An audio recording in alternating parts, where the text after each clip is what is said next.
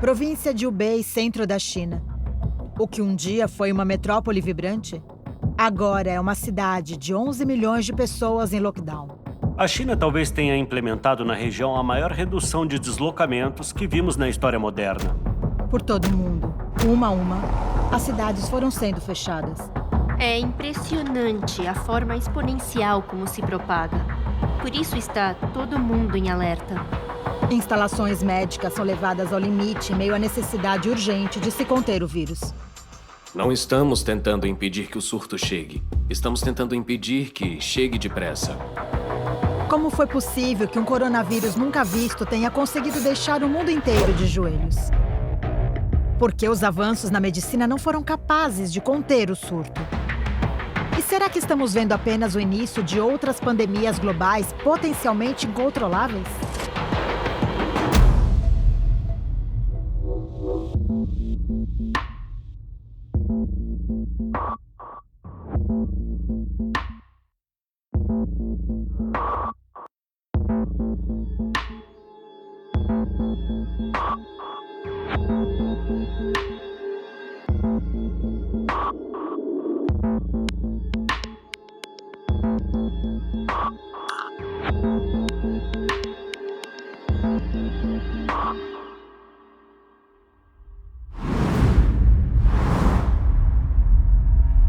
Dezembro de 2019, Wuhan, centro da China.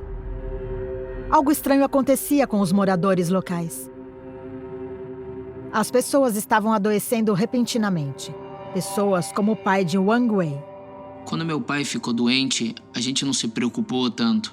Os sintomas que ele tinha eram febre, fraqueza e perda de apetite. E também dificuldade de respirar. Acreditando ser uma gripe de inverno, a família de Wang Wei não quis arriscar e o levou até o hospital. Disseram que era uma provável pneumonia. Mas no hospital havia uma série de casos como o do pai de Wang Wei. E os médicos estavam apreensivos. Em poucos dias, especialistas perceberam que a gripe misteriosa era, na verdade, um novo vírus infeccioso. Um que ameaçava se espalhar rapidamente. Cientistas na China estão investigando se uma nova variedade de vírus é responsável por um surto de pneumonia na cidade de Wuhan. Cientistas em todo o mundo rapidamente entraram em ação num esforço coletivo para entender esse novo vírus, de onde ele vinha, como ele se comportava e, fundamentalmente, o que podia ser feito para detê-lo. No final de dezembro, as autoridades sanitárias de Wuhan relataram 27 casos de pneumonia à Organização Mundial de Saúde. Embora nem todas estivessem em estado grave, as vítimas tinham uma ligação, o que alarmou os pesquisadores. Essa ligação era um mercado atacadista de frutos do mar em Wuhan, onde também ocorria a comercialização de animais silvestres vivos. Todos os pacientes tinham visitado ou trabalhavam lá. Esse é um lugar realmente perigoso. Ele é ideal para a transmissão de um vírus como esse. Os cientistas vêm alertando sobre o perigo desses mercados há pelo menos meio século.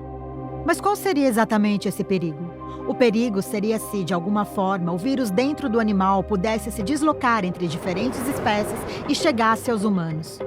Doenças zoonóticas são aquelas transmitidas de animais para humanos. Então, nesses mercados, você chega a ter centenas de espécies de animais vivos comercializados sob o mesmo teto. Em sua própria busca por sobrevivência, o vírus está constantemente procurando novas oportunidades de se reproduzir e propagar, o que inclui a busca por novas espécies hospedeiras. Os vírus são os parasitas intracelulares perfeitos, por assim dizer, porque uma vez que eles ganham acesso à célula hospedeira, conseguem usar o maquinário do hospedeiro para produzir mais cópias de si mesmo. Mas o processo de transferência do vírus de uma espécie para outra não é simples. Geralmente, ele termina em fracasso por causa das diferenças genéticas dos dois hospedeiros. Mas devido à habilidade do vírus de se reproduzir aos bilhões, eles podem sofrer mutações. E rápido. A maioria das mutações não ajuda o vírus a entrar no novo alvo. Mas por puro acaso e pela mera quantidade, uma única mutação poderia permitir que ele fosse transferido a uma nova espécie. Com o tempo, as probabilidades de que o vírus conseguisse dar esse salto aumentariam. É por isso que mercados de animais são lugares perigosos, porque lá o vírus tem a chance de entrar em contato com muitos animais diferentes. E por tentativa e erro, quando um deles consegue sair, ou acaba infectando um ser humano, ou contaminando todo o mercado através de matéria fecal, urina, sangue, já que alguns animais são abatidos lá dentro. Então você tem sangue no local, pessoas usando mangueiras para tentar limpar o sangue, e assim esse vírus acaba infectando muita gente. Quando um vírus faz a transição de um animal para os seres humanos, as consequências são inúmeras. Das inofensivas até as fatais. Tem aqueles que podem causar sintomas, mas não se propagam demais. Um bom exemplo disso é a transmissão da raiva. Um cão morde um humano, os humanos pegam raiva, mas não passam para outras pessoas. E há as eclosões que ocorrem de tempos em tempos, como o ebola, que às vezes causa surtos bem perigosos e graves, mas ele acaba sendo controlado e desaparece. E depois volta a emergir. E tem alguns vírus que surgem do reino animal, contaminam os humanos e se tornam residentes permanentes. E um bom exemplo disso é o HIV, que acreditamos ter surgido na verdade no final do século XIX, início do século XX, e vindo de um primata não humano para um primata humano. Cientistas na China avançaram rapidamente e identificaram que o patógeno era um coronavírus. Analisando no microscópio de elétron, a gente vê uma espécie de coroa em torno desse vírus, por isso é chamado de coronavírus. A coroa em volta dele, na verdade, é a proteína. Ela ajuda o vírus a entrar nas células humanas. Na verdade, alguns vírus são moradores permanentes da população humana, são endêmicos, causam resfriados comuns. E há outros que surgem de tempos em tempos, da natureza, em geral são coronavírus que sofreram mutações de tal escala que causam mais infecções graves em seres humanos.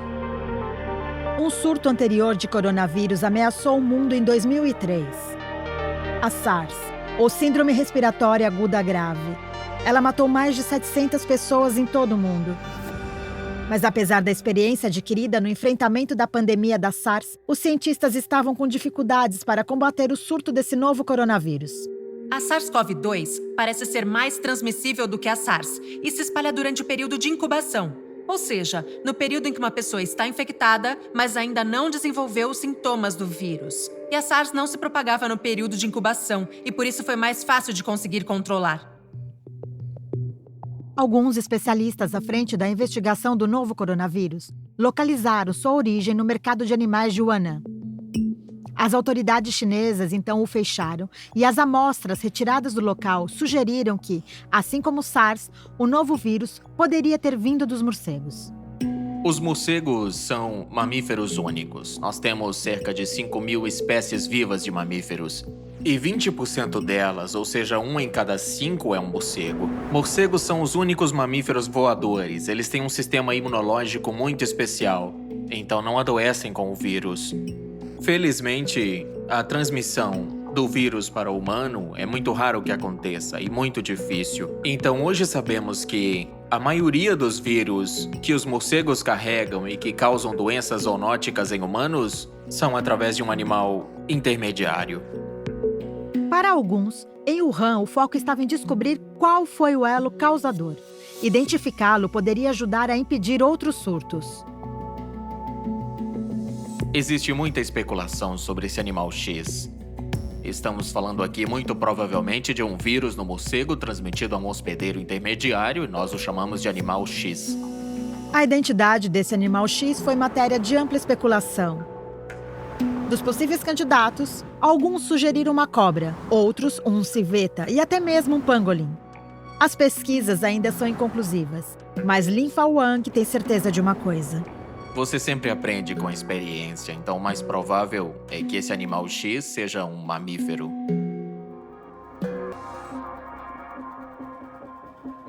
Os cientistas se apressaram para descobrir mais sobre o novo coronavírus. E no dia 11 de fevereiro de 2020, a Organização Mundial de Saúde o nomeou oficialmente como SARS-CoV-2. E a doença que ele causa? Covid-19. Venho a declarar uma emergência de saúde pública global de grande alcance. As tentativas cada vez mais desesperadas dos países em todo o mundo para conter a propagação iam se provando inúteis. E com isso surgiu uma nova preocupação. O vírus estava começando a ganhar massa crítica.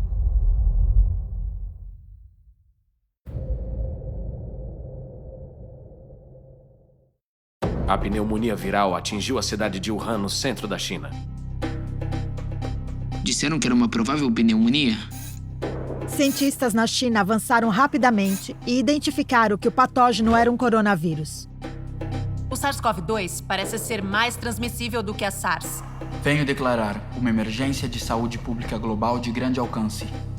Agora, coordenando seus esforços, a China e a OMS passaram a compartilhar o máximo de informações possível sobre o novo coronavírus. Eles conseguiram identificá-lo como um novo coronavírus em um período muito menor. Mas mesmo assim, tem muitas coisas que ainda não sabemos. Atualmente, o centro coordenador de todas as informações é a Organização Mundial de Saúde. A OMS pega essas informações, as peneira, busca confirmar a validade delas, e então faz uma análise de risco quase diária com as evidências que possui, e então lança as recomendações. São em salas de controle como essa em Manila que a OMS planeja sua resposta. Para que ela dê certo, é crucial que os países compartilhem dados de forma eficiente. Em geral, o que se analisa é quem está doente, por que está ficando doente, como está ficando doente. E então, imediatamente, você começa a tentar descobrir como fazer para impedir a propagação. Uma forma de revelar os segredos de um vírus é analisar seu código genético. Dias após a divulgação do surto, cientistas chineses descobriram a sequência genética do vírus e a dividiram com o mundo. O que é muito importante é que há cerca de 20 ou 30 anos, nós somos capazes de sequenciar o genoma de um novo vírus. Isso significa que podemos entender como os blocos construtivos do vírus estão encaixados. E também podemos dizer muitas vezes de onde o vírus veio e para onde está indo. E uma vez que tínhamos a sequência genética desse coronavírus, foi possível identificar que ele era muito parecido geneticamente. Cerca de 80% de sua constituição genética era parecida à do vírus da SARS. Mas o fato de haver semelhança genética entre vírus da mesma família não significa que eles vão se comportar da mesma forma necessariamente. Quando você tem 20% de diferença, isso é uma grande diferença. Então, sim, eles têm uma ligação. E podemos usar o que aprendemos da SARS para prevenir um novo coronavírus. Sim, podemos usar o conhecimento. Mas eu acho que não podemos apenas transferir o que sabemos da SARS para esse coronavírus. Ainda temos que fazer novas pesquisas. A questão é como esse vírus acaba se manifestando em seres humanos. Em Wuhan, o novo coronavírus causa sua primeira morte. A vítima é um homem de 61 anos que havia visitado o mercado de Huanan. E ainda mais preocupante, cerca de 5 dias depois, sua esposa, que não havia ido ao mercado, também é diagnosticada com o coronavírus. Isso mostrou pela primeira vez que o vírus era transmissível de humano para humano. Uma evolução assustadora. Os vírus podem ser transmitidos entre indivíduos de várias formas diferentes. Alguns vírus são transmitidos através do contato com o sangue. Outros vírus são os que chamamos de aerossóis. Esse vírus é capaz de se conectar a pequenas partículas de poeira no ar e ainda permanecer nessa partícula por muito tempo. Tanto que quando sopra o vento, ele ainda está lá. E pode viajar longas distâncias. E tem a transmissão por gotículas, que é quando você está relativamente perto de alguém e se a pessoa espirrar ou tossir, você pode entrar em contato com essas gotículas e se infectar. As primeiras pesquisas sugeriram que o novo vírus poderia sobreviver fora do organismo por períodos significativos. Ele poderia ficar suspenso no ar por horas e permanecer ativo por dias em superfícies duras como metal. Estava claro para os cientistas que esse novo coronavírus era altamente transmissível. Às vezes, determinado indivíduo tem uma maior capacidade de propagar o vírus do que outros. Se certa pessoa for infectada e espirrar, por exemplo, ela pode liberar centenas de milhares de milhões de vírus no ar. Tudo depende do paciente. Algumas pessoas, quando espirram, só soltam um número pequeno de vírus. Outras soltam um grande número de vírus e chamamos essas pessoas de supercontagiantes. Então, se a pessoa infectar uma ou duas, não é uma super contagiante. Mas se infectar mais de 10, aí sim é super contagiante. Com os casos crescendo muito na província de Hubei e escapando para além de suas fronteiras, o surto escalava rapidamente e se transformava em uma epidemia. A China talvez tenha implementado na região a maior redução de deslocamento que vimos na história moderna e, sem sombra de dúvidas, a maior durante uma pandemia. Da noite para o dia, Wuhan se tornou uma cidade fantasma. Estações de trem, normalmente lotadas de passageiros, agora estavam desertas. Restaurantes e lojas que antes fervilhavam, de repente se encontravam vazias. Ruas e estradas eram bloqueadas, enquanto os moradores de Wuhan se trancavam em suas casas. Quando você lida com surtos de patógenos desconhecidos, com algo que você nunca viu antes, é muito melhor exagerar do que subestimar. É claro que existe o perigo de você ser acusado de errar, mas acho que é muito melhor estar errado que não informar e haver mortes. Conter um vírus novo e virulento não é um trabalho fácil. E essa tarefa fica ainda mais difícil em uma cidade que também é um dos maiores centros de transporte do país. A cidade de Wuhan fica quase no meio da China. E existe uma rede de transporte muito extensa passando por ela. E por isso há um grande número de pessoas que chegam ao aeroporto de Wuhan de várias partes da China e de partes do mundo. Apesar do extraordinário esforço para deixar a cidade sob quarentena, o vírus não foi contido. Aparentemente, ele tinha sua própria técnica para passar incógnito, uma na qual as vítimas não mostravam sintomas nas fases iniciais da infecção, o que ajudou a espalhar o patógeno ainda mais entre as pessoas desavisadas. A taxa de reprodução do surto desse coronavírus foi estimada em cerca de 2,6. Isso significa que uma pessoa é capaz de infectar 2 ou 3 outras pessoas. Como resultado, a propagação pode fugir rapidamente ao controle, principalmente quando algumas pessoas não apresentam sintomas durante o período de incubação do vírus. O novo vírus estava mostrando uma tendência maior a se reproduzir do que até mesmo a SARS. Em apenas 1/4 do tempo, por exemplo, o número de casos da SARS-CoV-2 já era 10 vezes maior. Nós sabemos que o Covid-19 se propaga logo no começo da doença. A SARS se espalhou particularmente em hospitais quando os pacientes estavam mais enfermos e a carga viral era maior. Essa doença é diferente. Nessa, a transmissão é principalmente comunitária e a propagação começa muito cedo, logo nos primeiros dias de doença. Inclusive, já tivemos exemplos de transmissão antes dos sintomas começarem. Aparentemente, não há nada que os cientistas possam fazer. É um vírus altamente esquivo e está sendo transmitido muito mais rápido do que se imaginava. 10 dias antes do lockdown sem precedentes que a China implementou para prevenir a sua propagação, o vírus já havia aparecido em solo estrangeiro.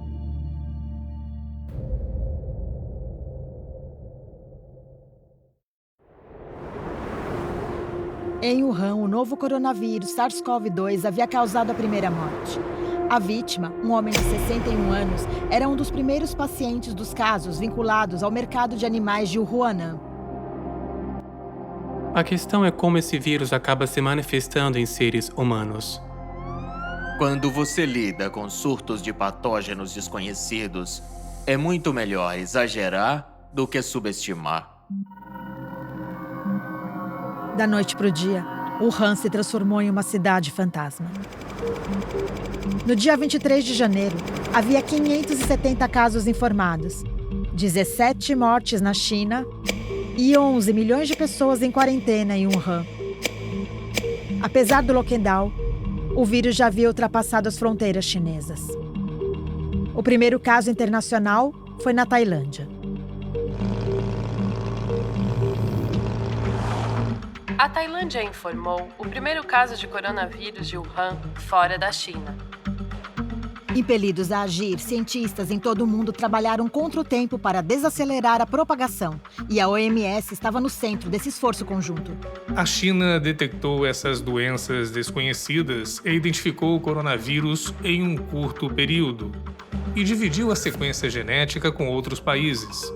Então recebíamos diariamente essas informações, analisávamos as informações e depois as compartilhávamos com os países membros. Além do compartilhamento de dados, um passo vital para controlar a propagação de um vírus é rastrear cada pessoa com quem o paciente infectado teve contato. Rastreamento de contato é identificar todas as pessoas que tiveram contato com outra pessoa que foi infectada antes ou depois dos sintomas começarem a aparecer. E essas pessoas, elas são isoladas ou se solicita que façam auto-isolamento, ou elas às vezes são colocadas em quarentena e monitoradas por um período de até 3 semanas para ver se desenvolve os sintomas. Na China, o trabalho de rastreamento de contato foi um empreendimento em grande escala. Só em Wuhan, mais de 1.800 epidemiologistas rastrearam dezenas de milhares de contatos por dia. Mas o esforço rapidamente provou seu valor. Entre 1% e 5% dos contatos acabaram dando positivo para o Covid-19. Mas havia um grupo de possíveis casos que confundia os cientistas. Algumas pessoas que podiam estar infectadas, em algum momento não desenvolveram nenhum tipo de sintoma, nem cansaço, nem dores musculares. Elas eram assintomáticas. E isso pode ser bastante preocupante, porque ficamos sem saber qual a extensão da real infecção da população. Com a explosão dos casos, governos de todo o mundo deverão prestar mais atenção a um surto local iminente. As linhas aéreas começaram a suspender voos enquanto o medo pela epidemia de coronavírus dispara. A Agência Nacional de Aviação pediu que aeroportos e linhas aéreas começassem a monitorar passageiros desembarcando do Japão e da Coreia do Sul. A contenção agora era uma estratégia crucial contra o Covid-19. Para minimizar os riscos de importar pessoas infectadas, os países começaram a restringir voos das regiões afetadas. Os países estão fazendo várias coisas para se protegerem. Uma delas é simplesmente monitorar o que está vendo na China, para tentar entender o que está dando certo e o que não está dando. Um segundo ponto é que alguns países já adotaram medidas para reduzir a quantidade de viagens entre eles e a China. E as pessoas que chegam da China estão sendo colocadas em quarentena. Eu voltei da China 4 dias atrás. Eu era parte da missão conjunta da OMS na China, então, assim como ocorre em Singapura e, na verdade, em vários países do mundo, a ordem é para que haja quarentena de 14 dias para as pessoas que estão retornando das áreas de alta transmissão. Eu tô em casa, tô trabalhando normalmente, mas eu tô fazendo isso da minha casa, do meu home office. Mesmo com a suspensão cada vez mais disseminada das viagens em todo o mundo, os cientistas não podiam se dedicar a deter o vírus. Eles tinham um objetivo diferente, mais pragmático. Não estamos tentando impedir que o surto chegue. Estamos tentando evitar que chegue depressa. Se ele vier rápido demais, os sistemas de saúde vão ficar sobrecarregados e a taxa de mortalidade dispara quando os sistemas de saúde entram em colapso. A maioria dos sistemas de saúde já opera quase no máximo de sua capacidade, e o surto tinha o potencial de sobrecarregar alguns. A recomendação dos cientistas era para tentar ganhar tempo.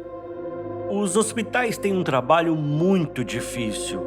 Eles precisam cuidar dos pacientes com segurança, mas também precisam garantir a segurança dos profissionais de saúde. Então eles precisam garantir que haja quartos suficientes para os pacientes. Também precisam de transportes seguros, como ambulâncias. Você precisa de um sistema de saúde, um hospital ou uma clínica que possa cuidar dos pacientes com segurança. Em Wuhan, os hospitais estavam com dificuldades para lidar com o fluxo de pacientes. Liu A, um morador da cidade, teve uma amiga infectada pelo vírus, mas ela não estava recebendo nenhum tratamento médico. Bem no início, quando ela teve os sintomas, ela foi no hospital e o médico a diagnosticou com a doença, mas não conseguiu interná-la no hospital, porque eles estavam muito limitados, de médicos e leitos no hospital. Então a mandaram para casa para ficar de quarentena, mas eu acho que é uma situação especial em que os recursos são muito limitados, né? Com os olhos do mundo voltados para Wuhan, as autoridades chinesas se sentiram impelidas a ampliar seus esforços. Em uma ação sem precedentes, as autoridades construíram e readaptaram 16 hospitais em questões de semanas. Foi graças a esse empenho que pacientes como a amiga de Li Han puderam finalmente receber tratamento médico.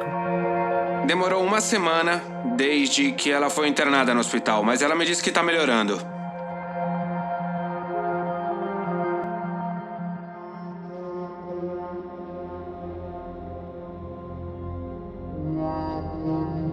Na fronteira com a China, outro país com uma grande população também estava se preparando para o surto.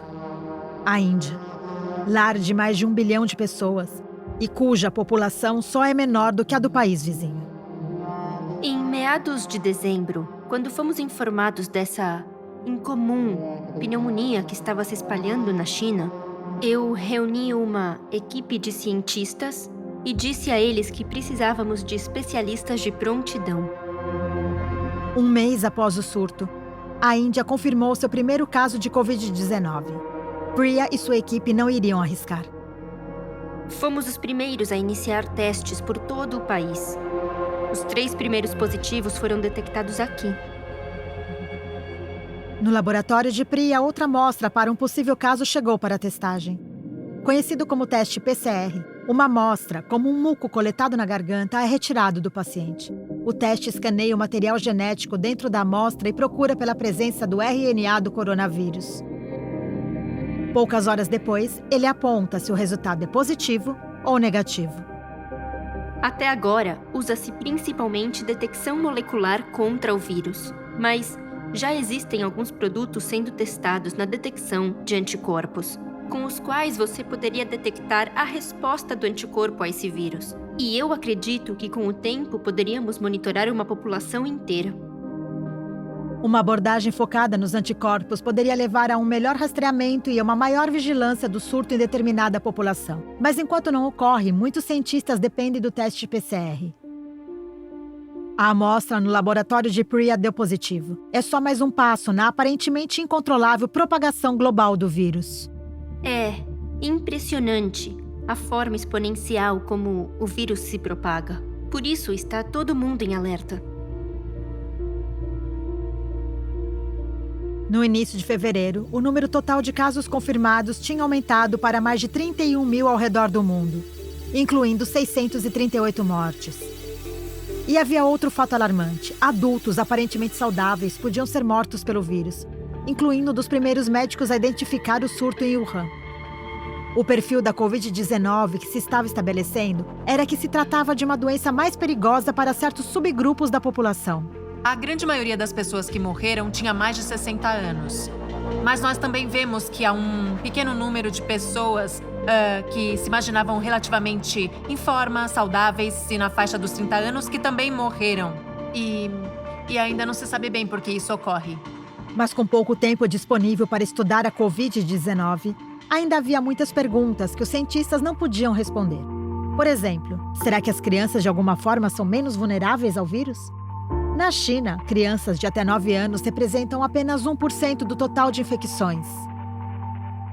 Se isso se trata de um panorama preciso, ou se, por exemplo, a infecção nas crianças é geralmente leve demais para ser detectada, ainda está sendo avaliado. Apesar dos muitos desafios, existe um aspecto da Covid-19 que vem dando alguma esperança aos cientistas: a alta taxa de sobrevivência entre os infectados. O coronavírus parece ser um vírus que se espalha facilmente, mas parece que nesse momento a mortalidade é relativamente baixa. 2%? Essa é a conta. Pode até ser menos porque a gente ainda não considerou todos aqueles que foram infectados, mas não têm sintomas. Geralmente medimos apenas o número de pessoas sintomáticas. Deve haver muito mais gente, possivelmente infectada. Outra abordagem para combater o novo coronavírus envolveu o conceito de imunização de rebanho. Se uma quantidade suficiente de pessoas for exposta ao vírus e então desenvolver imunidade, poderia ocorrer uma interrupção natural na transmissão. Mas quantos casos seriam necessários? E a que custo? E o que também é crucial, essa ideia presume que as pessoas não podem se infectar mais de uma vez. algo que ainda não se sabe. Mas dada a velocidade com que o vírus se propagava, a teoria corria o risco de se tornar realidade. A doença tem uma taxa de transmissão alta, então um grupo pequeno de pessoas é capaz de transmitir a um grupo bem maior. Em um curto espaço de tempo, já seriam milhares de casos. A implementação da imunização de rebanho, no entanto, apresenta vários empecilhos. Os hospitais terão de lidar com uma entrada massiva de pacientes, sobrecarregando recursos médicos já limitados. E a questão de saber se as pessoas realmente se tornam imunes permanece sem resposta. O vírus pode evoluir rapidamente, burlando qualquer imunidade que possamos desenvolver. Esse tem sido o caso de uma das mais persistentes e escorregadias infecções virais que existem e que todo mundo já enfrentou, a gripe comum. Como os nossos sistemas imunológicos conseguirão responder ao novo coronavírus, ainda é um grande mistério. Os humanos não têm imunidade a esse vírus porque nunca foram expostos a ele. Então, quando um novo vírus, como o Covid-19, entra na população humana, todos correm risco. Mas tem uma diferença. A influenza já encontra uma população imune, o que, de alguma forma, suaviza a infecção e não a torna tão violenta quanto um novo vírus que atinge os seres humanos pela primeira vez. Os riscos da inércia coletiva contra um vírus tão novo são imensos. Um estudo do Imperial College de Londres ressalta o tamanho da devastação do vírus e como seus sintomas castigariam a população global se o surto simplesmente tomasse o seu curso. Os pesquisadores estimaram que impressionantes 7 bilhões de pessoas seriam infectadas e 40 milhões morreriam da doença se não houvesse uma intervenção. Mas que, ao se tomar ações drásticas e se reduzir o contato social, esses números certamente poderiam diminuir de forma considerável. Eu não acho que possamos aceitar vítimas de nenhum vírus, então precisamos desenvolver ferramentas contra outras doenças. Doenças como o coronavírus, porque esses são vírus comuns. E se continuarem surgindo, precisaremos da vacina.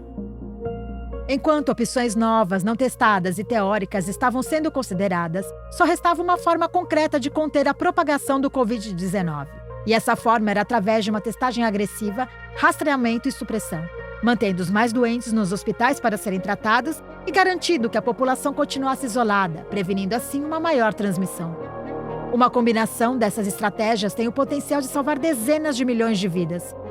Tudo isso enquanto os cientistas correm contra o tempo para criar uma vacina.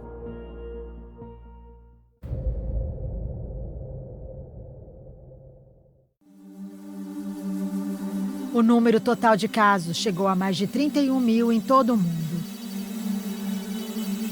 É impressionante a forma exponencial como se propaga. Por isso o mundo todo está em alerta agora. Se ele vier rápido demais, os sistemas de saúde vão ficar sobrecarregados e a saúde entrará em colapso se a taxa de mortalidade aumentar. Os humanos não têm imunidade a esse vírus porque nunca foram expostos a ele antes. Enquanto cada vez mais países implementavam uma quarentena estrita e um rígido controle comunitário para diminuir a propagação do novo vírus, os cientistas estavam em uma corrida contra o tempo para criar a vacina. Uma vacina é algo que em geral se injeta e ela previne as infecções. Então, com a vacina, você se protege da infecção de um vírus em particular. A forma como a vacina funciona é: você recebe uma fração ou uma versão desativada do vírus. Seu corpo cria uma resposta imunológica a ele e ele se lembra disso. Então, se você tiver contato com o vírus novamente, meses ou até anos depois, essa resposta é muito mais rápida e protege você desse vírus. Existem muitos fatores envolvidos na elaboração de uma vacina. Cientistas desse laboratório em Oxford, na Inglaterra, estão focados em criar um antígeno.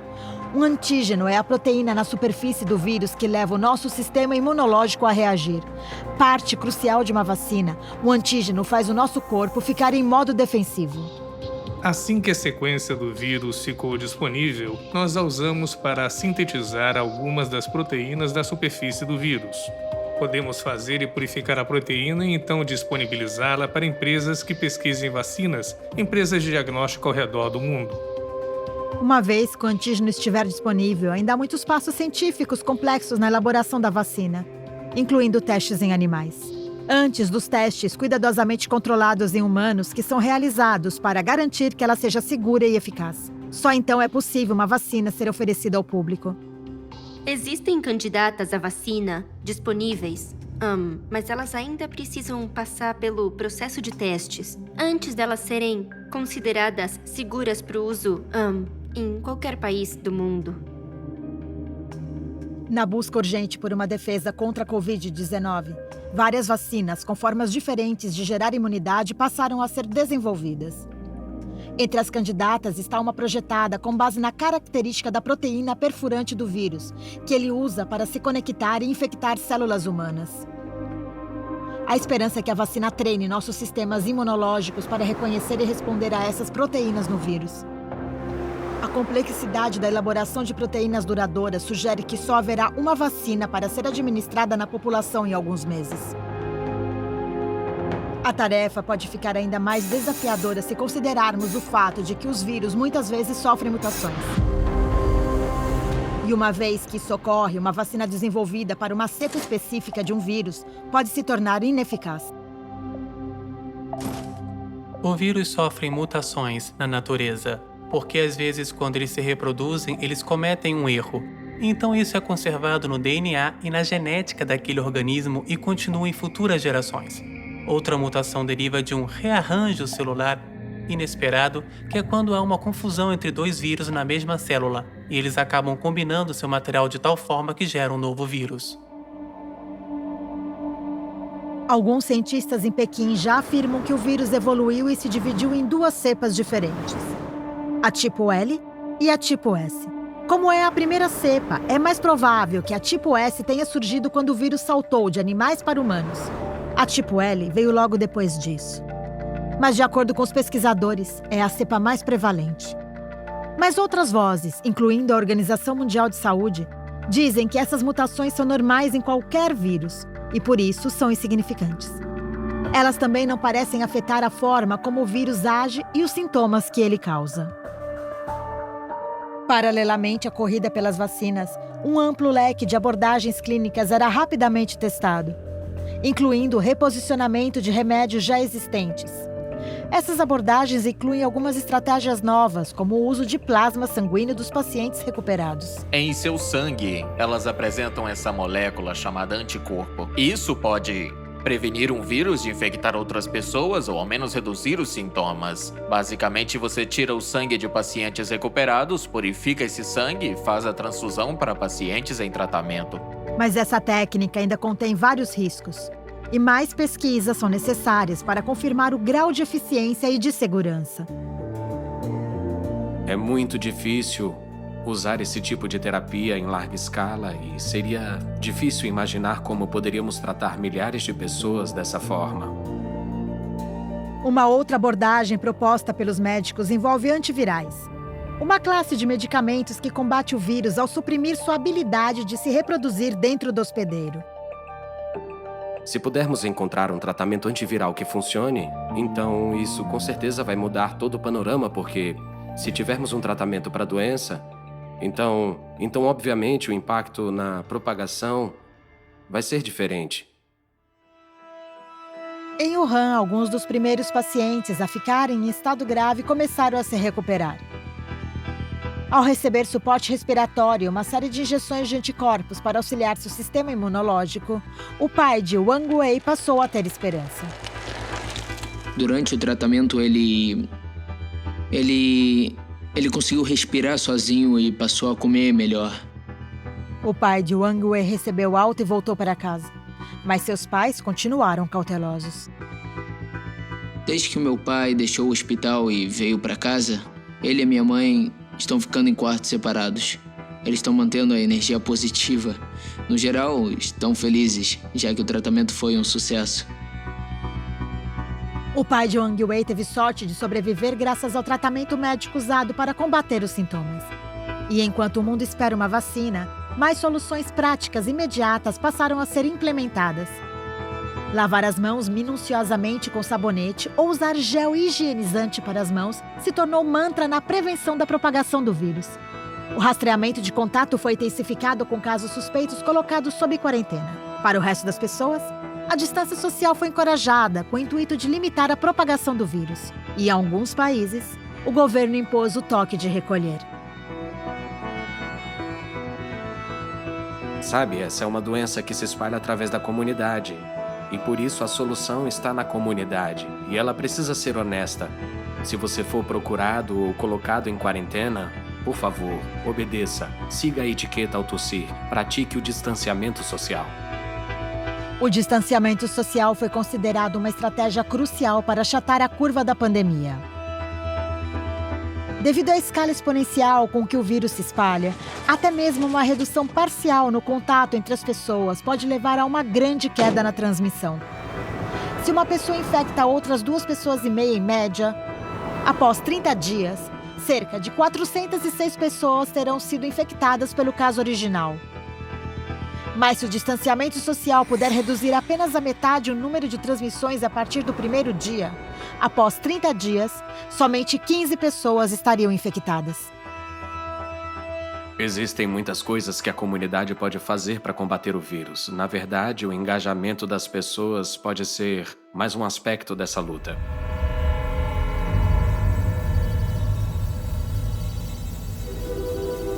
No início de março, o mundo chegou a um ponto crítico. O número de casos fora da China estava crescendo mais rápido que na própria China. E tinha todas as características de uma pandemia. Seu desenvolvimento poderia ser afetado pela sazonalidade. No passado, mudanças no clima ajudaram a reduzir as doenças. Eu não acho que foi o Ano Novo Chinês que tenha causado o movimento de massa que disparou o surto. Acho que foi o inverno. O frio da estação e a aglomeração nos mercados de animais. Os vírus sobrevivem mais longamente em ambientes com temperaturas menores. Essa é uma das teorias que sugere que o frio do inverno poderia favorecer a propagação do vírus e que ele poderia retornar no inverno do hemisfério norte. Mas isso ainda não é um consenso científico e alguns duvidam de que o vírus seja afetado pelo clima. Será que ele volta no próximo inverno no hemisfério norte? Dizer isso é sugerir que ele está indo embora e eu diria que isso é muito improvável. Eu acho que podemos continuar antecipando futuros epicentros. A completa erradicação de um vírus é uma tarefa difícil.